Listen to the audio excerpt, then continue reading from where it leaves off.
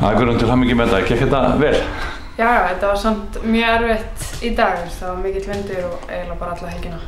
En svona mótið í heild, varst það að spila gott golf? Já, svona bara allt í lagi. Það var svona aðeins erfitt á grínunum. Átti mörg högg inni þar, myndi ég segja, en annars var slátturinn bara ágætur. Þetta var nú hörku keppni hjá ykkur stelpunum. Þetta var jafnt og þú varst nú ekki í forystu fyrr en á þriðja hring.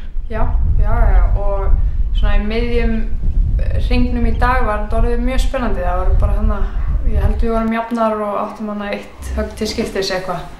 Hugsaður eitthvað um það? Já, ég var alveg með það bak við eyrað en svo maður má ekki pæla alltaf mikið í því. Þannig að það er ekkert að trufla þig neitt þannig? Nei, en maður svona veit hvernig svona, maður hefur hugmyndum hvernig staðan er, þannig að...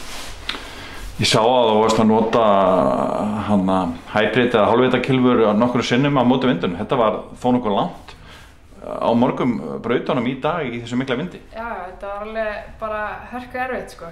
Og ég sló hana einn hybridi á 120 metrum eða eitthvað sem var vanlega slær 80 átt. Þannig að þetta var bara, já, mjög erfitt. Þetta var leir og logna á fleigi ferð? Algjörlega. Fannst þér aðstæðuna betri fyrstu tódagana? Því að þá var svona norðanátt og önnur vindátt? Nei, þú veist, þetta er bara jafn erfitt en náttúrulega bara erfitt í öfuátt í rauninni. Hvernig er vorið búið að vera hjá þér? Þú ætlaði náttúrulega að vera á allt önnur stað heldur en á Íslandi. Það er alveg til ég að vera á stuttbuxum einhvers staðar annars staðar en náttúrulega bara frábært að geta að spila golf hérna heima. Og hver eru plönin? Það er náttúrulega bara allt í óvissu hjá okkur en vonandi kemst maður náttúrulega bara út sem fyrst. Já, þannig að þú ætlar að keppa á Íslandi í sumar? Já, eins og er. Og næsta mót er holukeppni á Akureyri, verður þar? Já. Skemmtilegt mót? Já, alltaf skemmtilegt. Hvernig hefur þér gengið að æfa á undanfarið?